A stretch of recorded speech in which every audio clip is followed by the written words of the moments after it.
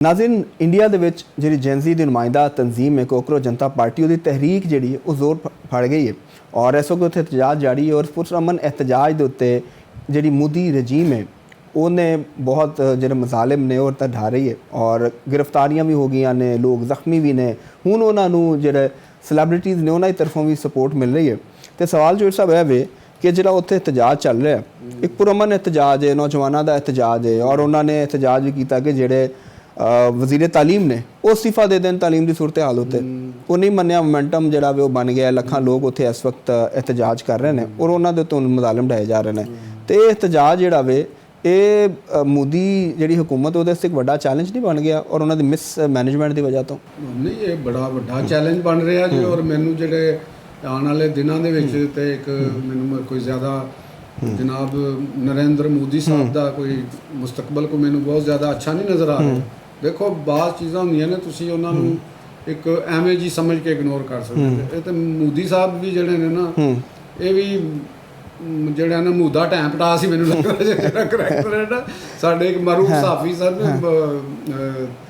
ਮਰਹੂਮ ਮਨੂ ਭਾਈ ਸਾਹਿਬ ਉਹਨਾਂ ਦੀ ਇੱਕ drama serial ਸੀ ਸੋਨਾ ਚਾਂਦੀ ਤੇ ਉਹਦੇ ਵਿੱਚ ਵੀ ਇੱਕ ਕਰੈਕਟਰ ਸੀ ਇੱਕ ਬਦਮਾਸ਼ਾਂ ਦਾ ਨਾ ਦੋ ਕਰੈਕਟਰ ਸਨ ਤੇ ਇੱਕ ਦਾ ਨਾਂ ਸੀ ਮੂਦਾ ਟਾਈਮ ਪਟਾ ਸੀ। ਅੱਛਾ ਤੇ ਮੋਦੀ ਵੀ ਮੈਨੂੰ ਉਂਝ ਦੇ ਹੀ ਲੱਗਦੇ ਨੇ ਇਹ ਕਿਉਂਕਿ ਇਹਨਾਂ ਨੇ ਹਰ ਚੀਜ਼ ਨੂੰ ਇੱਕ ਮਜ਼ਹਬੀ ਨੁਕਤਾ ਨਜ਼ਰ ਲੈ ਕੇ ਤੇ ਦੂਜਿਆਂ ਨੂੰ ਰਗੜਨ ਦਾ ਪ੍ਰੋਗਰਾਮ ਬਣਾਇਆ ਸੀ।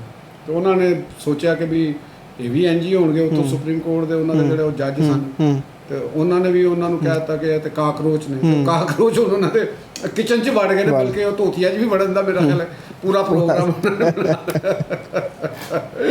तो ये बाज़ ना ਜਿਹੜੇ ਐਸੇ ਚੀਜ਼ਾਂ ਹੁੰਦੀਆਂ ਨੇ ਜਿਹੜੀਆਂ ਤੁਹਾਨੂੰ ਖਤਰਾ ਨਜ਼ਰ ਨਹੀਂ ਆ ਰਹੀਆਂ ਹੁੰਦੀਆਂ ਤੇ ਉਹ ਉਹਦੇ ਤੁਸੀਂ ਇਗਨੋਰ ਕਰਦੇ ਹੋ। ਹੁਣ ਜਿਹੜੇ ਨੌਜਵਾਨ ਯੰਗਸਟਰ ਨੇ ਉਹ ਉਹਨਾਂ ਦੇ ਨਾਲ ਮਰੂਫ ਅਦਾਕਾਰ ਨਸੀਰੁਦੀਨ ਸ਼ਾਹ ਉਹਨਾਂ ਦੀ ਜਿਹੜੀ ਬੇਗਮ ਹੈ ਰਤਨਾ ਉਹਨਾਂ ਰਤਨਾ ਪਾਟੇਕਰ ਜਾਂ ਇਸ ਤਰ੍ਹਾਂ ਦਾ ਨਾਮ ਪਾਠਕ ਰਤਨਾ ਪਾਠਕ ਸਾਹਿਬਾ ਵੀ ਬੜੀਆ ਮਤਲਬ ਦਾਨਿਸ਼ਵਰ ਖਾਤੂਨ ਨੇ ਤੇ ਸਲਮਾਨ ਖਾਨ ਵੀ ਉਹਨਾਂ ਦੇ ਵਿੱਚ ਉਹ ਵੀ ਹੱਕ 'ਚ ਆਏ ਨੇ। ਹਾਂਜੀ, ਉਹ ਵੀ ਹੱਕ 'ਤੇ 'ਚ ਆਏ ਤੇ ਇੱਥੋਂ ਸਾਨੂੰ ਇਹ ਨਜ਼ਰ ਆਉਂਦਾ ਕਿ ਇੱਕ ਤਾਂ ਜਿਹੜੀਆਂ ਇੰਡੀਆ ਦੇ ਅੰਦਰ ਜਿਹੜੀਆਂ ਸੈਕੂਲਰ ਕੁਵਤਾਂ ਨੇ ਔਰ ਕਾਂਗਰਸ ਆਈ ਦੇ ਜਿਹੜੇ ਨੇ ਉਹ ਵੀ ਸਾਹਮਣੇ ਪੂਰੀ ਕੁਵਤ ਨਾਲ ਆਏ। ਹਾਂ ਬਿਲਕੁਲ, ਰਾਹੁਲ ਗਾਂਧੀ ਜਿਹੜੇ ਉਹਨਾਂ ਨੇ ਵੀ ਸਾਹਮਣੇ ਆਇਆ, ਪ੍ਰਿਯੰਕਾ ਗਾਂਧੀ ਦੇ ਨਾਰੇ ਉਹਨਾਂ ਨੇ ਮਾਰੇ ਇਹਦੇ ਉੱਤੇ ਤੇ ਹੁਣ ਗੱਲ ਪਤਾ ਕੀ ਹੈਗੀ ਹੈ ਕਿ ਜਿਹੜੀ ਇਸ ਵਕਤ ਉੱਥੇ ਗਵਰਨਮੈਂਟ ਜਿਸ ਅੰਦਾਜ਼ ਵਿੱਚ ਕੰਮ ਕਰ ਰਹੀ ਹੈ, ਜਿਸ ਤਰੀਕੇ ਦੇ ਨਾਲ ਉਹਨਾਂ ਨੇ ਇੰਡੀਅਨ ਮੀਡੀਆ ਨੂੰ ਆਪਣੇ ਨਾਲ ਜੋੜ ਲਿਆ, ਉਹਨੂੰ ਪੂਰੇ ਇੱਕ ਕਿਸਮ ਦਾ ਇੰਡੀਅਨ ਸਿਸਟਮ ਦੇ ਉੱਤੇ ਇੱਕ ਇੰਤਹਾ ਪਸੰਦੀ ਦਾ ਕੰਟਰੋਲ ਹੋ ਗਿਆ। ਇੰਤਹਾ ਪਸੰਦੀ, ਮਜ਼ਹਬੀ ਜਨੂਨੀਅਤ, ਐਂਟੀ ਪਾਕਿਸਤਾਨ ਯਾਨੀ ਹਰ ਕੰਮ ਤੁਸੀਂ ਪਾਕਿਸਤਾਨ ਤੇ ਪਾ।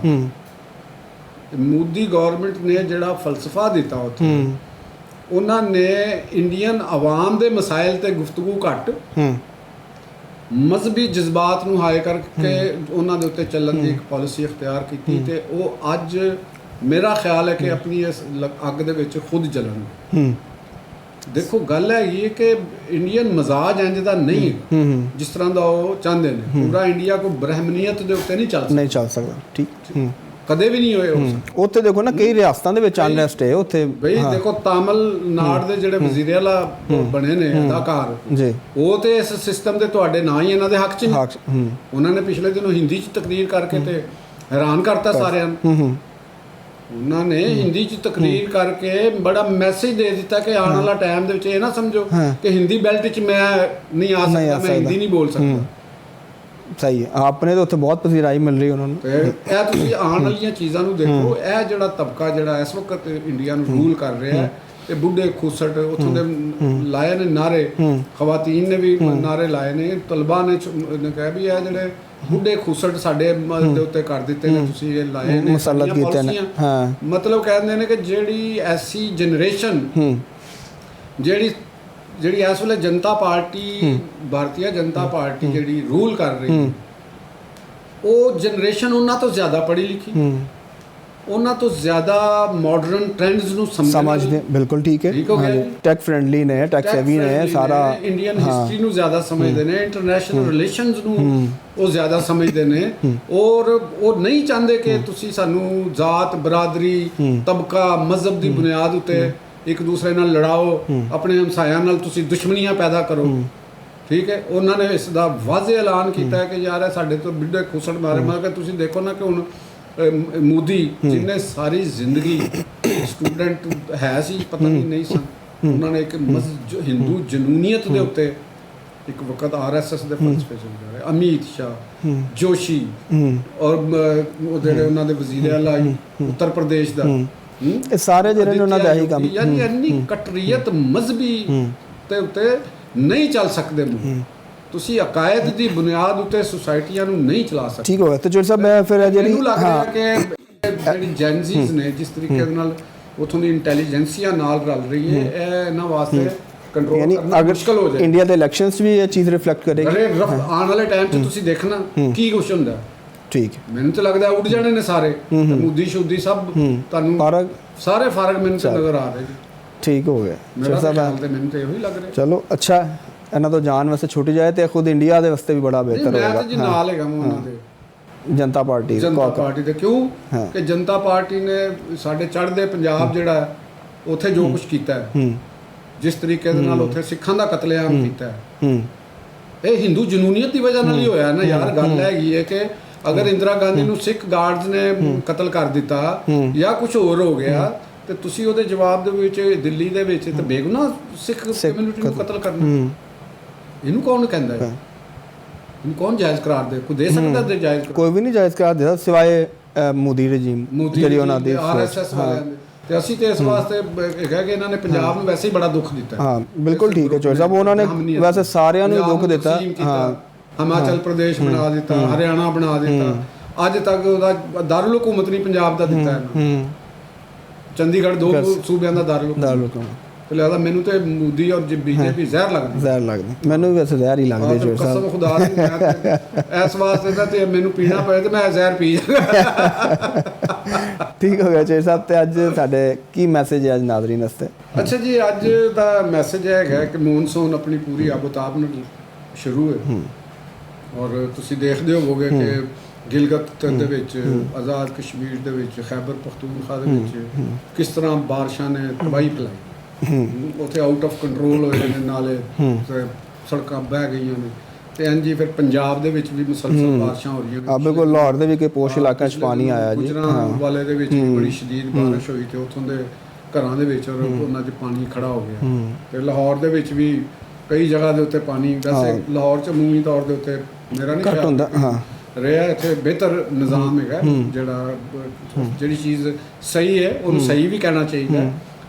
ਤਕਰੀਬਨ ਬਹੁਤ ਬਿਹਤਰ ਰਿਹਾ। ਮਸ਼ੀਨਰੀ ਕੰਮ ਵੀ ਕਰਦੀ ਨਜ਼ਰ ਆਏਗਾ। ਪਾਣੀ ਉਹਨਾਂ ਨੇ ਕੱਢਿਆ ਵੀ ਹੈ, ਬਹੁਤ ਹੁੰਦੀ ਹੈ।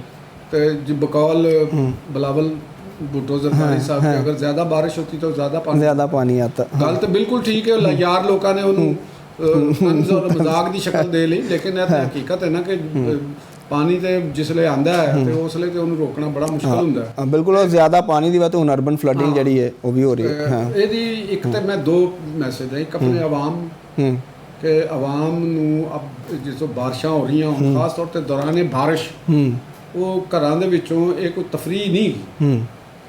ਇਹ ਬਾਰਿਸ਼ ਨੂੰ ਤੁਸੀਂ ਤਫਰੀਹ ਨਾ ਸਮਝ ਕੇ ਬਾਹਰ ਨਿਕਲਾਓ ਗੱਡੀਆਂ ਲੈ ਕੇ, ਤੇ ਤੁਸੀਂ ਫਿਰ ਬਾਅਦ ਵਿੱਚੋਂ ਪਤਾ ਲੱਗਦਾ ਕਿਸੇ ਖੱਡੇ 'ਚ ਡਿੱਗੇ ਹੋ ਤੇ YouTube ਦੇ ਉੱਤੇ ਉਹ ਬਣਾ ਕੇ ਵੀਡੀਓ ਚੜਾ ਦਿੰਦੇ ਹੋ ਕਿ ਇਹ ਦੇਖੋ ਕੀ ਹੋ ਗਿਆ। ਤੇ ਉੱਥੇ ਹੁਕਮਰਾਨਾਂ ਨੂੰ ਗਾਲਾਂ ਕੱਢਣ ਦੀ ਬਜਾਏ ਕੋਈ ਆਪਣੀ ਅਕਲ ਦੇ ਉੱਤੇ ਵੀ ਕੋਈ ਮਾਤਮ ਕਰ ਲੈਣਾ ਚਾਹੀਦਾ ਨਾ, ਕਿ ਮੈਂ ਲੈ ਕੇ ਮੈਨੂੰ ਨਹੀਂ ਚਾਹੀਦਾ।